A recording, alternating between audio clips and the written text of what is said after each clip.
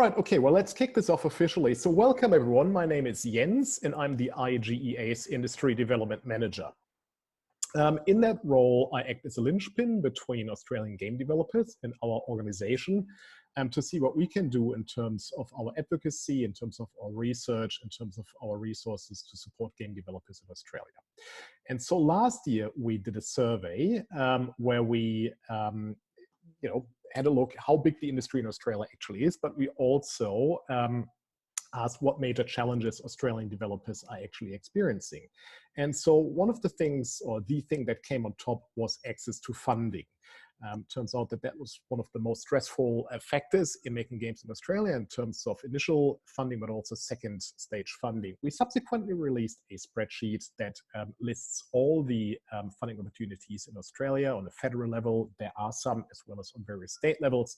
And that was very well received by the games community. And we thought it would make sense to subsequently reach out to various state-based funding agencies to see if they could go into a bit more detail what the funding actually entails and how they can help game developers in Australia. And so this is hopefully one first webinar of numerous to come in this respect. And so today we're going to talk to Caitlin from Screen Queensland, but we also, this webinar will also feature Wren from Witchbeam, someone who successfully applied for funding in the past. So really happy that they can make themselves available. Thank you so much for that. That's greatly appreciated. So the way this is going to work is that Caitlin is going to do a presentation on the basics of the program. Wren will then talk about her experiences as to how she approached this, and you will then get an opportunity to ask both Caitlin and Wren some questions. What I'll do is I'll monitor the chat, and you can also unmute yourself if you have a question, should you feel comfortable to do so. I'll monitor the chat here on Zoom and also monitor the chat on Twitch. Speaking of unmuting yourself, as a house rule, can you please mute yourself during the course of the presentation? Otherwise, it can get disruptive fairly quickly. So thank you very much. But before I'm going to hand over to Caitlin, I'd like to hand over to Kylie, Screen Queensland's CEO, who is so kind enough to join us today and who also wanted to say a couple of words. So over to you, Kylie. Actually, no, can you hear me? Perfect. Great. Thank you very much, Jens, and thank you so much to IGEA for suggesting this and hosting this. It's a really good opportunity to speak to all of you in the games community in Queensland, and thanks also for Caitlin, who's going to be answering all those interesting questions that come out in this webinar. We are acutely aware of how difficult this time is for everybody in every part of the screen industry, as well as the whole of the state and Australia. And we are absolutely here to listen and support and help you through this.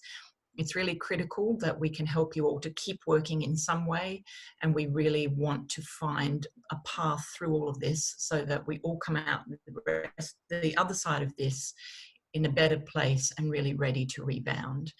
Our games funding is open, and that's really important that you get access to that because we want to see creativity thrive and survive. Some of you might know that yesterday we released a survey to the whole of the screen industry in Queensland that we are asking you to fill out and return to us by this Friday. The link for that is on our website, and we're asking you to do that so that we can really gauge the extent of the challenges and the problems that you're facing so that we are best placed to help put things in place to navigate through this. And we really want to hear from you. It will only take about 5 minutes. Please fill out the survey and return it, and encourage your colleagues to do that as well. We've also convened a screen industry task force that is meeting virtually for the first time today. And we have Morgan Jaffett, who is a Screen Queensland board member, and as many of you know, a games developer and an owner of a games development company. He's going to be the voice of the games industry on that task force.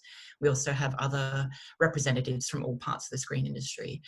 And that is designed to make sure that we hear what are the challenges that are facing local businesses, freelancers, sole traders, individual workers across the whole of the state and the whole of the industry. And that is designed to be really proactive to help come up with practical solutions to how we can support you going forward. The games industry is a really critical part of the Queensland screen ecosystem. And so we are absolutely here to support you, whether it's Caitlin or any part of the content team or anyone that you already work with at Screen Queensland. Get in touch. Don't be isolated. Talk to us and let us help you. And I really hope that this rather enforced period of isolation actually allows your creativity to be unleashed. And I can't wait to see what amazing ideas you come up with and what you help produce for all of us to help us navigate through this. So good luck. Thank you, Jens, and thank you, Caitlin. And I'll leave it to you guys now. Thanks and goodbye, everyone. Thank you very much, Kylie. I'm going off to play Fortnite. It's all research. Bye. Yeah. All right, Caitlin, over to you. Thanks, Jens. So I'm just going to share my screen. So hopefully everybody can see what I'm going to be talking to. So hopefully that works. So obviously I'm going to be talking about primarily the game development fund that's open at the moment. I'll really kind of just be talking about it in terms of, kind of like really headline items, and then obviously trying to answer your questions, which will be a bit more specific. My email address is just on the screen at the moment. Please, I will also circulate this on the Facebook groups that are out there for the Brisbane industry, just so you can kind of reach out and have a chat to me as well, either about the fund or, maybe you just need a chat because you're feeling quite isolated at the moment. I'm really happy to make myself available. So I'm going to just talk about the summary. So obviously at the moment, the Game Development Fund is open and that's going to close on the 3rd of April. We don't have any plans on extending that at the moment. We are just kind of working on a business as usual basis right now. Unfortunately though, obviously for obvious reasons, the travel fund is suspended. And we'll be monitoring, restrictions until that lifts, and then reinstating that travel fund that you used to be able to access. The SQ Hub program is also still operating on a business as usual basis. The SQ Hub itself is closed at the moment, but we are operating on the basis that it will reopen before the 1st of July, which is when the next cohort was due to kind of move in, and that's closing on the 10th of April as well. So those are the programs that we have at the moment, and generally we would be planning to announce maybe some more initiatives probably in the beginning of the new financial year, but at this stage, as Kylie mentioned, we do have that task force and the survey that is working on what opportunities we can explore to make sure that we're supporting your community as game developers. So it is really important that you have your say into that survey, which will then feed back to the task force, which will kind of, think about how we can support you in more ways. So what is games finance? So obviously it is up to $50,000. You don't have to ask for $50,000, but it is up to $50,000 to fund your game. So it is project specific and it's not to cover kind of general business costs, and I'll probably talk about that just a little bit later. And it must be matched by cash or in-kind investment. There is often one of the most common questions I get is what is in-kind investment, and that is anything that is non-monetary. So that could be maybe a different company has kind of gifted you some hardware or some software, or it is just like your time that you're putting into the game as well. And maybe you have, contractors and people that you're working with that aren't taking a fee, and that in-kind investment, that's what that is. And you are able to, put in what that is in the budget, and that's kind of based on your normal contracting rates. So that does have to be matched. So that's, if you can't match up to $50,000, then you just need to ask for what you can match. How do you know if you're eligible? I've not had anyone apply that generally isn't eligible. It's pretty broad. It is really that you are living and working in Queensland. We have opened up our eligibility to include people that are based out of state that are employing mostly Queensland people to make their game. We haven't come across any applications from people like that at the moment, but it has to be a really it is a hard sell, but it is something that we're open to. And if you are one of those people, please come and talk to me before you put in an application. Obviously, kind of general things that you're not employed by a screen agency, you're not employed by a broadcaster, you don't have any projects in default with Screen Queensland, and you have an ABN. Again, another question I get is, what does default mean?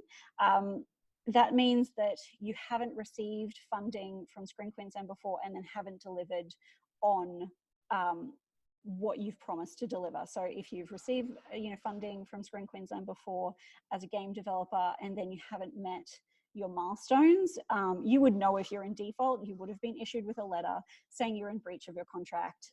So that's what that is, and that is the majority.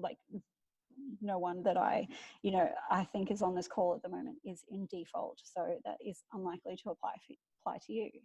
And then also, if you have applied twice before with a project and have been unsuccessful, you can't come back in with that project.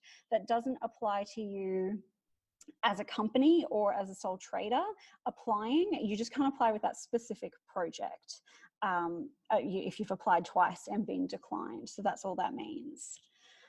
What can you use the funds for? Pretty much anything. Again, it has to be project specific. So that is anything that you're spending to develop the game. We aren't covering things that are just kind of general business operational costs. So we're not covering, kind of your office rent and your accounting costs that are just kind of your general costs, unless it's very specific to the project. Legal fees are included because often, we do encourage people to seek legal advice when they're entering into a contract with us. So yeah, production, programming, art, audio testing, office and admin. I've put a caveat there that they do have to be project related, and they're quite minimal costs that we'll cover out of that. And then marketing and PR as well is something that we cover. Then what do you need to include in an application? Obviously you can have a look at the application form itself. You can actually, if you head to Smarty Grants, which is where we take all our applications, hopefully most of you have actually looked at the application form. You can click preview the form. So that means you can see everything you need to supply before you actually open up an application. So you can have a look through that, but the really core application requirements are a budget. We do have a template that we provide. You can actually download that from within the application form to fill out. It's just an Excel document. So you need to download that and fill it out. You need to include your gameplay video trailer or concept art. So we have opened up, again, our application. So we used to only require a playable demo. But now we have widened that. So we do fund things from concept. Which hopefully makes things a bit easier for you. And then also your pitch deck. Hopefully a lot of you actually attended the last in-person workshop that we held a few weeks ago that was about building a pitch deck and what that means. We have included a list of what we require in our pitch deck. It's relatively similar to what you would send to a publisher, but we've included things like your project plan, your audience plan, competitor and market analysis, commercial plan, and then obviously your kind of idea in one page as well. So those are kind of the things that you need to include in that pitch deck. And again, that's all listed in the application form on Smarty Grants as well. Assessment criteria. I've kind of added a few caveats to this because our assessment criteria is actually the same across all of our core funding streams. So that means it can sound a little film specific. So I just kind of wanted to explain a couple of those things that felt a little bit more film and TV specific. So is it a good story is kind of the one that trips people up a lot because not everybody's making a narrative game. It doesn't always have a story. So what we're really talking about there is that is it something good? Is it something fun? Is it something engaging? And it obviously relates to the second assessment criteria, which is it likely to excite an audience. So if you're not developing something that has a narrative, you know, you can skip over that whole well-told part and really just kind of focus on that. Do you actually have an audience for your project? You know, and you need to explain who that audience is and why that audience is going to engage with your game. And then the next kind of ones, you know, are relatively clear to understand. You know, do you have, you know, an idea of who your audience is and how to reach them? Is your budget appropriate for the kind of project? And I'll come back to this in the common mistakes as well, and what size audience you'll reach. Does the team have a good reputation? Again, this is a common question I get. What if you're brand new to the industry? What if you don't have a reputation? What if you haven't made a game again? The biggest thing that I can suggest to you is reach out to the community and find someone who is experienced to mentor you and support you through the process of delivering a game, because that is going to help us have a little bit of kind of faith, if you don't have a track record, that you're actually going to make a great game. And then you have support when you kind of get tripped up and you don't, you know, maybe there are things you're running into that you don't understand how to, you know, fix or work through, that you have someone that's experienced that can help you through that. And then, you know, how will this impact the careers of Queensland talent in the state screen sector more broadly? So that's really talking about how you're building your talent yourself, like, you know, as your, you know, yourself, your team, and then, you know, are you hiring people? Are you, you know, taking on people who are new to the industry? Are you helping kind of mentor people up if you are experienced? You know, if you are early career, how is it going to impact your career and the wider industry? How is it going to create jobs? How is it, you know, maybe going to bring a spotlight to the Queensland industry? So, common mistakes, modifying the budget spreadsheet. So in the budget, you have a number of line items that you can complete, which is, you know, things like, do you have a producer on board? Do you have a programmer on board? Do you have an art lead on board? So you can add all those things in, but just don't play around with it. Don't delete. Sheets, columns, or formulas are the key things that you don't want to like kind of mess with. And also don't convert it to a PDF to submit it. Leave it as an Excel spreadsheet, because then we do need to be able to see that you haven't kind of messed with the formulas, because we need to make sure that, you know, all those numbers kind of line up. Condensing the project timeline is a big one. So often, you know, people will think that, you know, we want to see a game really, really quickly, and that's going to make your application more competitive. If you can make a game in 6 months because you have a great team and it's a small game, that's totally fine, but it really is specific to your game. It could be, you know, 2 years away that you're going to release a game. It's not an issue. Please don't condense your timeline to be really impressive, because our assessors are going to look at that and instantly know that you can't get that size of game out with the resources that you have. And the same thing applies to the budget. You know, again, don't try and reduce all your costs to kind of think that we want to see the cheapest game, you know, and we're going to approve the cheapest game. The budget should be appropriate. The majority of the funds should be spent in Queensland, and the budget should just be appropriate for your project. And, you know, if you can, we really encourage people to pay yourself. I know it's hard. It's not a huge amount of money. But, you know, you just really need to consider where you're allocating those funds. When you're developing an audience plan, don't just say all ages. That's never true. Have a really big think about what your demographic is actually going to be. You could have several demographics, and maybe that's why you wanted to say all ages, but you really do need to break it down into like, who are your kind of primary, secondary, tertiary demographics. And pay attention to detail is really important. Make sure your numbers in your budget line.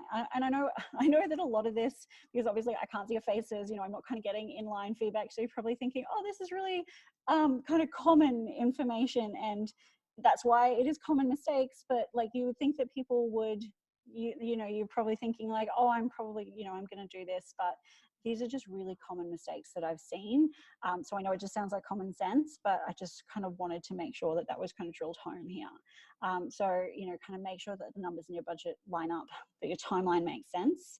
So reread it, get someone else to reread it, because by the time you've kind of finished it, you'll probably be really deep in the weeds and you won't kind of see that, you know, maybe some numbers in your budget don't line up. If you've kind of come to one of my talks before, you've heard me rabbit on about marketing and testing. Please, if you can, allocate some money in your budget to marketing and allocate some money to testing. So that's going to make sure that it also makes us feel like, you know, you know what you're doing, you're going to be putting out like a well-tested, polished game, and that you can't, and this also obviously applies to the last point, you can't just rely on free social media posts, influencers and streamers. You do need to invest money in paid advertising and hire an expert if you can. I'm not saying that, you know, you can always do that, but making sure that you are investing some finance into your marketing plan. So that's pretty much it for the Games Fund. I obviously am really conscious of time, so I will just kind of skip over the SQ Hub stuff really quickly. I am actually sitting in the SQ Hub at the moment, even though it's closed to external people. But it is a co-working space that we have. We have one on the Gold Coast at Bond University, and we have one in Newstead, and that's across the hallway from the Screen Queensland offices. Obviously, in the current circumstances, it is closed, but we are still operating virtually. We meet every day. You know, we're still in close contact with each other and trying to support each other through the kind of current circumstances. But we are still operating on the basis that the SQ Hub will definitely be open for the next cohort on the 1st of July. So I do encourage you to apply for the SQ Hub. It's a great co-working space, and you'll also get access to a Screen business incubator. And I imagine that, you know, that's going to be more important than ever in the current circumstances to really understand how to operate your business. And all of that kind of Screen business incubator, it is specific to you and your circumstances. So it's actually one-on-one meetings. So it's all bespoke.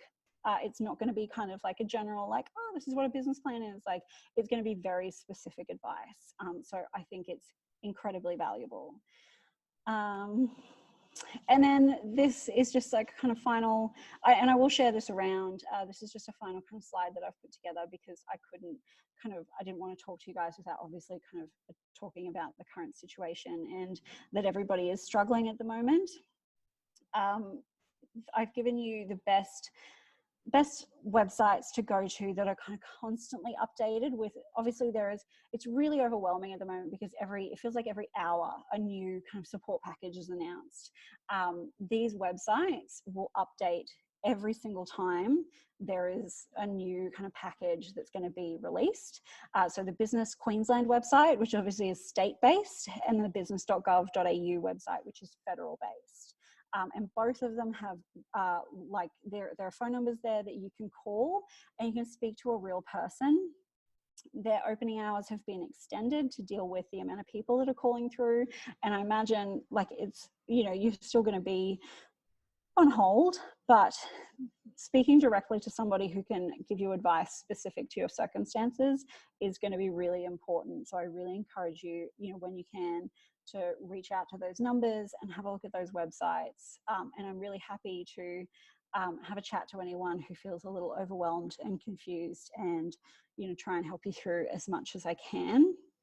And like Kylie mentioned as well, in relation to all of this kind of coronavirus support that's out there, we have launched the survey and the link is up there, and I think Jens has also shared it in the chat. So make sure you're filling that out. It closes at 5 p.m. this Friday, so it is a really short turnaround, and that is so we can make sure that we're getting support out to you as quickly as we can. So that's pretty much it from me. I'm not too sure, Jens, if you want to chime in or we want to just throw directly to Wren. No, look, thank you very much, Caitlin. Thank you for the great overview, and thank you for the overview there of the various stimulus packages that are out there to support people in times of COVID-19. There is also a document that lists all nationally available stimulus packages on the IGEA website, so check that out as well. But I'd say let's hand over to Wren, who actually went through the process of applying for Screen Queensland funding and was very successful at it. So over to you. All right. Hi, everyone. So I can talk about what things were like when I applied. They are mostly the same, but there have been a few changes since. So I think for the most part, it should be about the same. So in our application, so our project is unpacking. It's a game about taking things out of boxes and finding places for them to go. And it's also a narrative game about following a lot of the life of a person as they unpack their stuff throughout their life. And in our pitch, we our biggest focus was to show Screen Queensland that this is a commercially viable project. Like, my understanding is that not all projects need to, like, I mean, Caitlin can speak to this, but my understanding is that some projects can be more like art projects or things like that, but our project is definitely a commercial project. So our biggest emphasis was that this is something that people want, and we can prove it. So we started with just a game overview, talking about just kind of what I told you, but a little bit more. So I'll just read that out real quick. So unpacking is a Zen puzzle game about pulling possessions out of boxes and finding ways to fit them into a new living space. Objects snap neatly into place on a grid in isometric pixel art environments. While there's a challenge to fitting everything in just right, it's also a game of self-expression and making connections between a place and the items that fill it. And we talk a little bit about the narrative. So the narrative follows a woman through the moves in her life, leaving for college, sharing an apartment with a partner, living alone after a breakup, and finding new spaces beyond that. This story is only hinted at through dates, locations, and the items the main character has brought with her into each new home. The gameplay is leisurely, player-driven, and contemplative, encouraging the player to experience a sense of intimacy with a character they never see and a story they're never told. So that's our main pitch of the game. We talked about how the mechanics work. We talked here the criteria was a little bit different because we had to pitch a game overview doc instead of a game pitch. But the things that are the same is we talked about our target audience. So that's a really interesting thing what Caitlin said about the target audience, like not just being all ages, but at the same time, our game resonates with players of all ages. So instead of splitting the target audience into like just gender and age, we went with like what kind of person would want to play this game. So we said players who enjoy home renovation games and chill narrative games. And we said it's got broad appeal. It resonates with players of all ages and genders, and we have tested this. So both casual and core gamers, non-gamers, parents and children, and the game slightly skews female. We also mentioned that what our early focus tests have shown. So that was like when presented with a stack of boxes in an empty room, players of all ages immediately understood the game's objective and how to play. Players consistently commented that the game scratched an itch and described it as oddly calming. And all audiences were able to relate to the activity and readily project their own narrative onto it. So yeah, I always struggle with that question of like, oh, what's your target audience? But this is essentially what we've found. It's like skews female and appeals to people of a certain type that enjoy this kind of other game. We talked about what platforms we were intending to include, ship on rather. And our competitor and market analysis, I feel like that's something that a lot of people aren't sure how to do. While doing this, I wasn't sure if I was doing it correctly as well. But essentially what we did was we looked, there weren't any games exactly like Unpacking, like it's kind of a weird game. So we went with games that have aspects that Unpacking has. So that's Gone Home, Florence, The Sims, and House Flipper. We managed to find numbers about copies sold about most of those. We talked about the things that the game has in common with them. So like, say, for example, Gone Home has object-based storytelling, a central female character, and leisurely exploration, and House Flipper is a domestic fantasy with player expression and a diverse user base. So we know that there is an audience for those games, and that our game includes those things. Now, in terms of marketing strategy, let me just quickly read this because it's been a little while. Yeah, we talked about when we were planning to release on which platforms, roughly, like, what year, what quarter, and how we were planning to do like media outreach. We were looking for a publisher, but if not, if we were going to self-publish, we would hire a third party. We have a third party that Witchbeam had used previously on Salt Android Cactus, Witchbeam's previous game. So we would have gone with them if we had not found a publisher. And we talked about the price point that we were going to sell the game at. Then we also talked about, like, we had really interesting, we've had a really interesting development cycle with Unpacking, because it was selected for a Games Accelerator program in Sweden, which helped us already attract some fans and build like a network of mentors and contacts. And we've shown the game publicly at events, and we like had more plans to show at more events. So that's something that we talked about, like the specific events that we have shown at and we're planning to show at. We also had a GIF go viral, so obviously that's not a plan, but it's the fact that it has gone viral kind of tells us that we are able to make relatable content and possibly like not achieve the same thing again, because virality is really crazy and you never know what's going to happen, but that there is potential for people to discover this if we keep making posts like that. So we talked about that a little bit. In business impact, we talked about how we want Unpacking to generate enough of a return to fund more games by Witchbeam and boost the profile of Witchbeam as a games company in Australia, and showcase the skills of its developers. Just reading this quickly.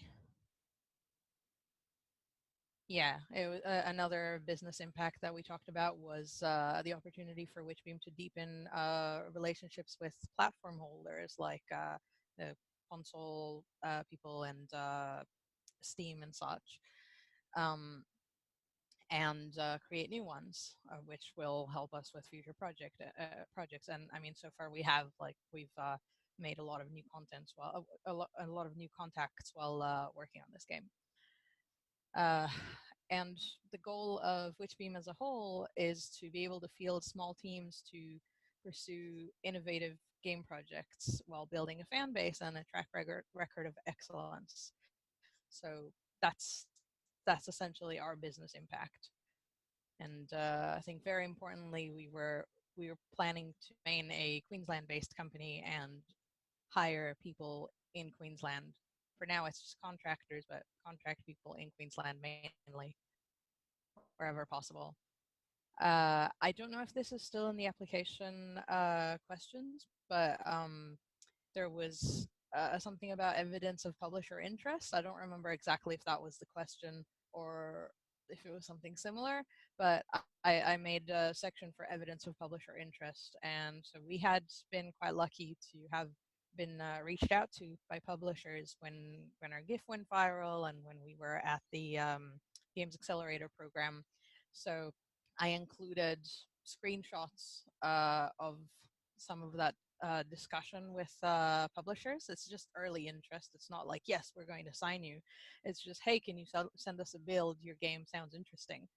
But when you have that from like 3 different publishers, that I think looks pretty impressive in an application. It's like people care about this game. And then we just talked about what makes Unpacking special, like just a small section saying why our game is unique, because I think the most important thing about a game is that it needs to be worth making.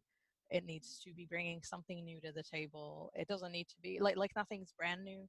Everything builds upon existing things, but just showing that your game's not just a rehash of something that's already been done, and that there is a reason that people would connect with it is very important. Yeah, so that's what I'd included in the um, in our game overview doc. So now that's what I would include in a pitch. I also have like an actual pitch that we later sent to publishers, which is pretty similar. Like it's got a game overview, it's got a little profile on each of us. But for Screen Queensland, I think you're supposed to just send your resumes and a blurb, so you've got that instead. But it doesn't hurt to put like bullet points about who the team is in a pitch. It's got like the main mechanic. It's like a what can I do in unpacking slide. We put a slide for the pillars of the game. So game pillars, if anyone doesn't know, are the core elements of the game that drive the design. So for unpacking, that's contemplation, discovery, and expression. And we elaborated like 3 bullet points on each of those. So we feel that communicates really well what our game is and that we have a solid direction. We put a slide on the structure of the game, so the number of levels and what going through a level would look like. And again, Caitlin can talk as to whether this is something that you care about seeing in a pitch for Screen Queensland, but that's what's in our pitch that we sent to publishers. We talked a little bit about the art style in one slide, and then target audience, competitive analysis, platforms, kind of the same stuff. We also talked about where is unpacking now, so what state the game was at the time, and what we had done. So it was like we had a vertical slice, and the first 2 stages were playable. We had and we talked about what we had done so far. So we had publicly exhibited at like 4 different places at the stage that I sent this pitch to someone. We had the structure and content for the whole game planned out, art style established, major tech hurdles overcome. We had our industry experienced award-winning team and overwhelmingly positive reaction online and at shows.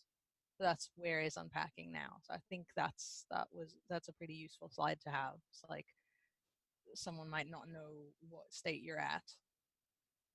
We had a schedule here, so this schedule has changed a bunch of times, honestly, but essentially we were planning to release the game around January next year, and now it's going to be a little later than that, but we just broke it down into like production, alpha, beta, release candidate, and post-launch support, just like per month. What are we doing? We also talked about expansion options. So again, don't know how relevant this is for Screen Queensland, but this is relevant to publishers because they want to know that the game has potential to do more once it's out. Like if you release it, is there anything else that you can add, like DLC or a sequel or modding? So we wrote a little bit about some ideas we had for expansion if we decided to go down that route, and then a summary. So the only other thing I really wanted to talk about is the budget. So again, I'd need to run this by Caitlin, but Caitlin said not to delete any columns or pages, and yes, don't delete any of those. I think it's okay to delete rows, right, Caitlin? Yes, it is. So we've just got like example like positions and like example rows like put in. You just need to modify those to like whatever's specific to your company, and you don't have to fill out every single sheet if it's not relevant, but just don't delete them, just leave them blank. Yeah, so like we left 3 of the sheets blank, and most of the pages, except for I think 1 or 2, we only had like 1 or 2 roles per page. And we changed them to whatever suited us. So like producer, we changed to I mean, there are games producers, but our team doesn't really have one. So producer, we just replaced with like designer. And we put in roles for like my art role and our contract artist's role. We have like a tech guy and an audio guy. So yeah, it's don't feel compelled to have a million roles. Like you just have as many as actual people that you have. Now, and again, this is something that I need to talk to Caitlin about. We split up, so because we wear a lot of hats because we're a tiny team, we split up our time between two roles on the spreadsheet. So Tim and I are each both designer and another role. So I'm designer and artist, and Tim is designer and tech guy. And we just went like, okay, it's 40% design, 60% tech. And then we did the math for that. But honestly, if I were to do it again, I would just put us down each as one role, maybe with some like slashes, you know, like tech/design, and yeah, not complicate the math like that.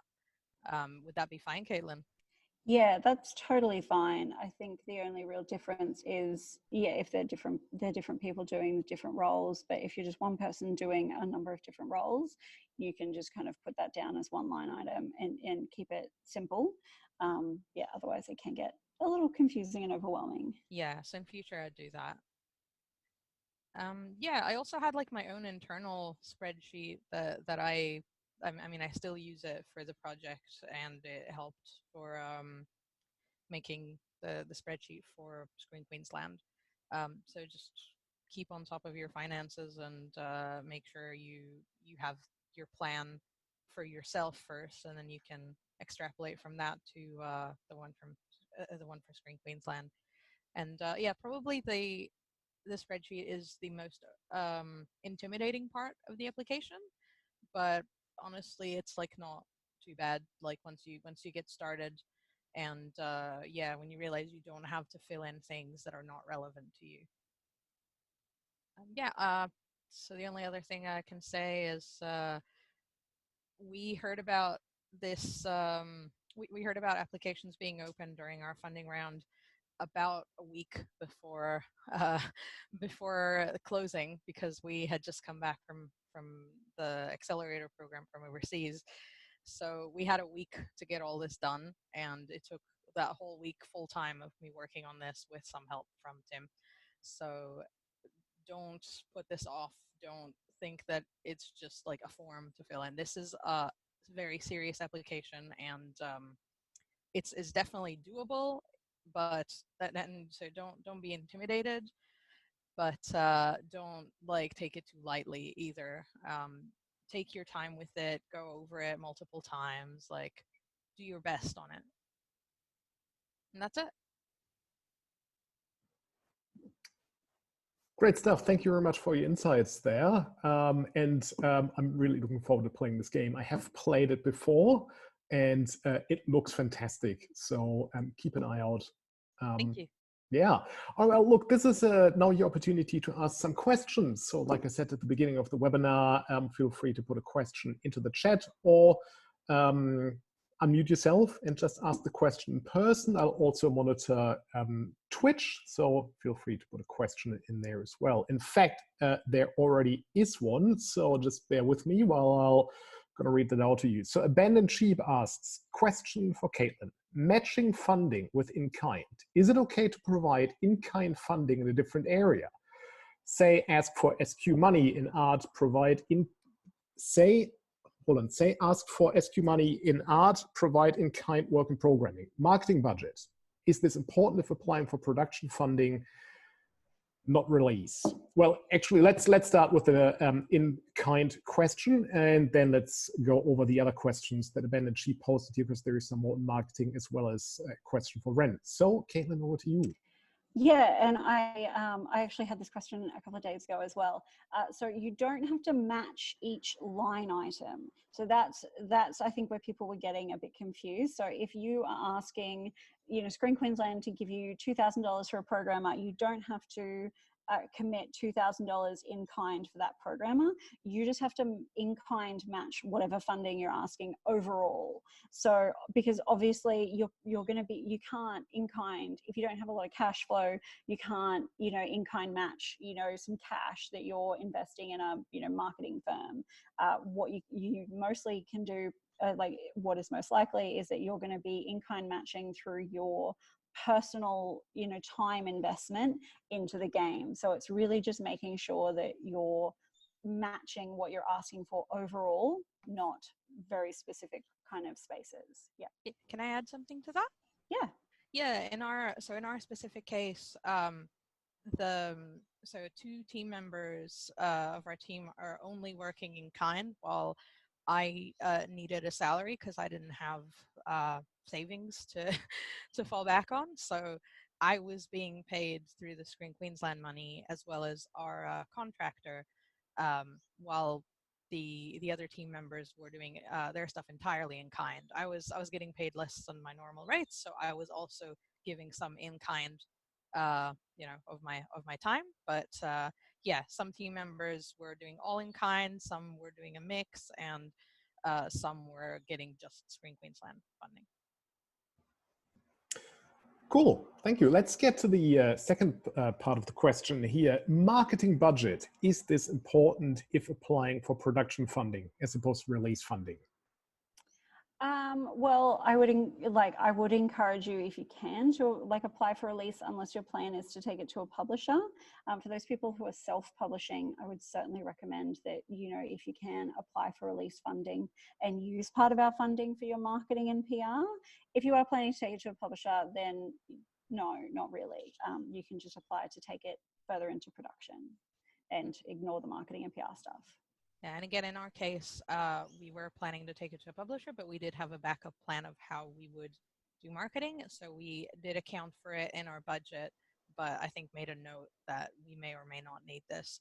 And we weren't planning to use Screen Queensland's money for that. We were planning to use our own probably. Yeah, and that's a really important point, Wren, is that have a backup plan, because just because you're taking it to a publisher and you're pitching it to publishers doesn't mean you're going to get those publishers on board. And that's what we really want to see, is that you are thinking, well, what happened? How do I get this game out there if I don't get that kind of publisher deal? Yeah, like I think we were in contact with something like more than 10 publishers. So yes, I think it was really impressive. It takes time. No, I mean, like some of them contacted us, but some we contacted. So yeah. Most of them I think we contacted. But yeah, it's like you don't count on the one that you're talking to. You pitch wide and see what comes in, and it also takes a long time. Like the person that we like the company that we signed with, we actually started talking to in August of 2018, late August, and signed I think in April the next year. So and that was not that slow actually. Like I've heard it taking much longer. So you never know how long it's going to take. Don't count on it. Have a backup plan and do your research before you make the your budget. Do your research into, like, say there's the company that we went with previously. That Wishbeam went with previously for the previous game. We knew how much that cost us, so we were able to say in the budget, okay, this will cost this much if we use this company again. So you can ask around, you can ask other devs, and you can actually reach out to PR companies and see what they say about their rates. Cool. One more question from Abandoned Sheep. To add to the marketing budget funding question, if the game is currently at prototype stage, is it wise to go for production funding as opposed to release funding? Oh, I think that it really depends on your plan, and you know, if you're going to be pitching to publishers, how long the project is going to take to get out there. Yeah, I would encourage you to reach out to me via email, so we can probably talk about the specifics of your project, so I can kind of give you a better idea of which stage to apply for. I mean, I know this is Martin, Abandoned Sheep, and I know his project, and yeah, like if it's in prototype state, I think that, like we applied for the production funding, so prototype to production, and I think that's probably appropriate for you too. But yeah, definitely talk to Caitlin. Yes, I don't know anything about your project. I'm so sorry. So yeah, feel free to talk to me. Okay, cool. Let's see what else here. Let's have another look at Twitch. There is a question from username GMTV. Is a successful grant application heavily dependent on having Queensland-based employees? My team is digitally distributed worldwide and funds can't be easily invested within Australia. Yes, it is. We are a state agency, and we are focused on building the state industry. So we're not able to commit any of our funds to people that are based outside of the state, let alone the country. It doesn't stop you from applying, and it certainly doesn't stop you from necessarily being successful to have people that are working outside of the state or the country. But all of the funds that you're asking us to commit, the majority of that has to be spent in Queensland. So if you know the person that's asking this question, you're obviously based in Queensland, so you could apply for a smaller amount of funding, not the $50,000, that would be contributed towards you and those elements that are going to be spent in Queensland. If you do have other contracting positions you could fill, you'd be looking at filling those in Queensland. But it is a hard sell to be kind of pitching a project with the majority of your team based outside of our state. But I'm quite happy to talk to you about the specifics. Yeah, at the end of the day, it's making sure that my tax dollars are well invested.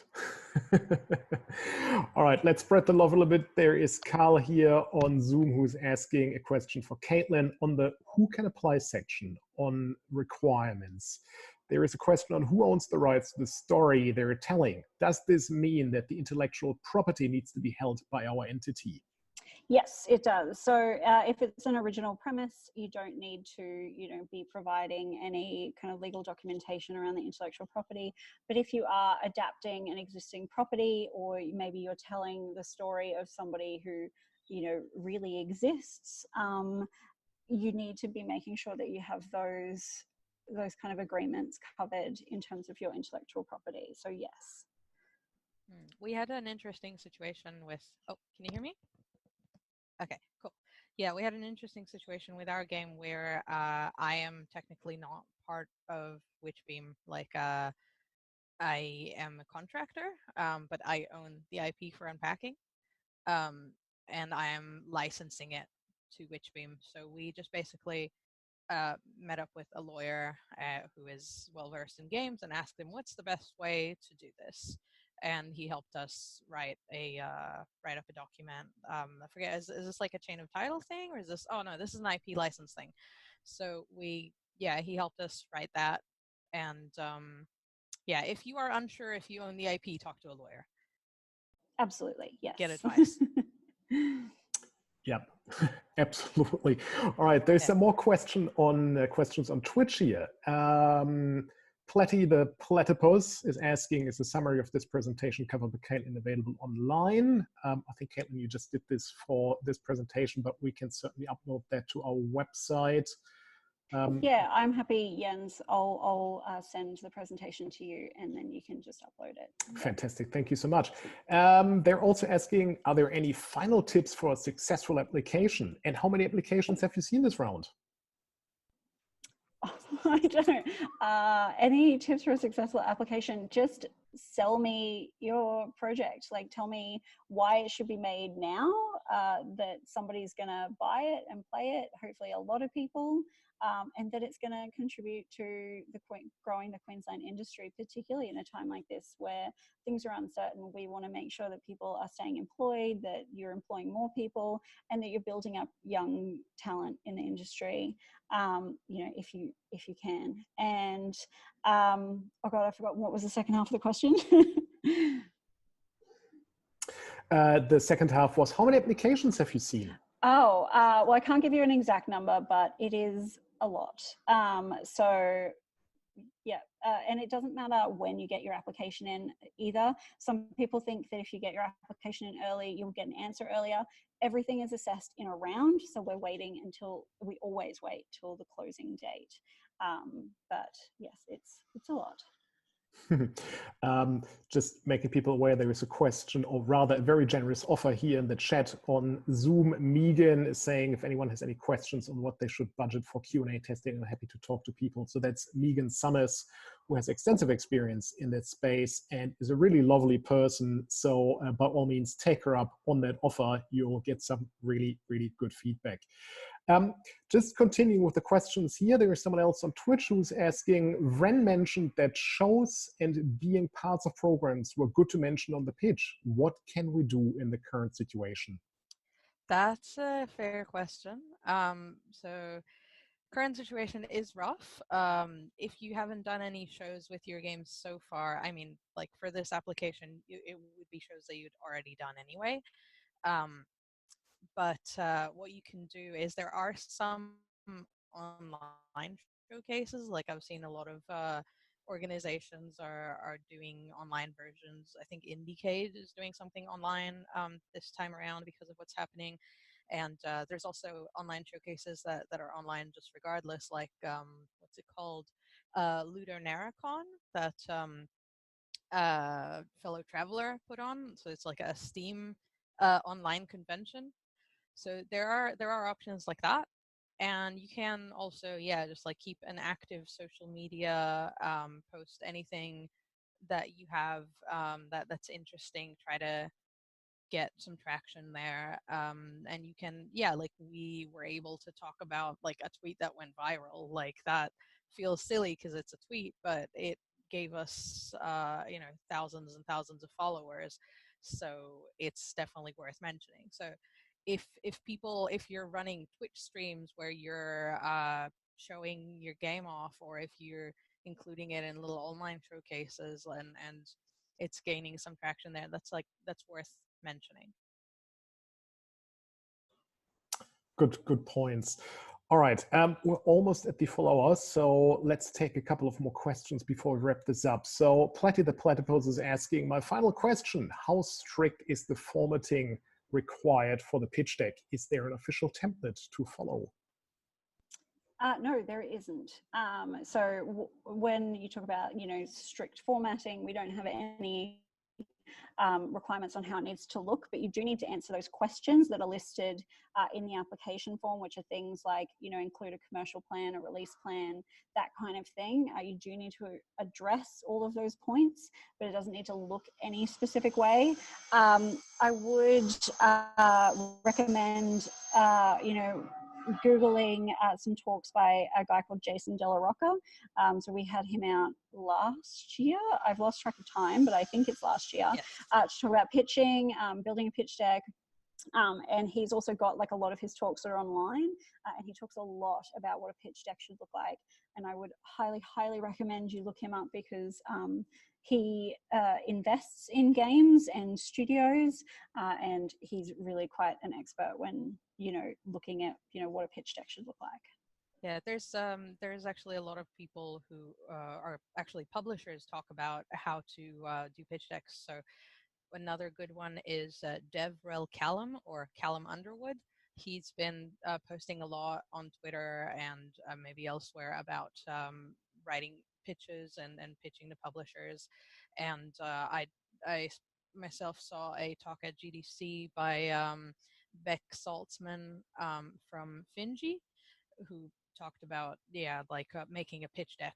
So that's going to be on the vault, and I'm pretty sure it's free because I think it's from the indie what's it called, the indie track. So it would you'd be able to access it for free.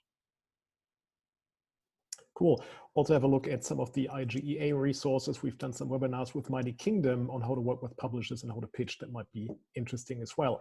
All right, look, let's have one more question. And I think this is a really good one from Rose Wolf here on Twitch. Hey, Caitlin, you mentioned earlier that it might be good for early career applicants to find mentors in the industry. Could you elaborate on that a bit? Where would we put that in the application? And what kind of mentorship would be appropriate? So it's really, it doesn't have to be like a structured mentorship or anything. In terms of where in the application, we do have, you can put it in the pitch deck, or there are kind of like text boxes where you can kind of list, I think the question is how Screen Queensland funding is going to be used, or how it's going to benefit you know, your business. So you can kind of list it as kind of, you know, free information in one of those spaces, or just include it in your pitch deck.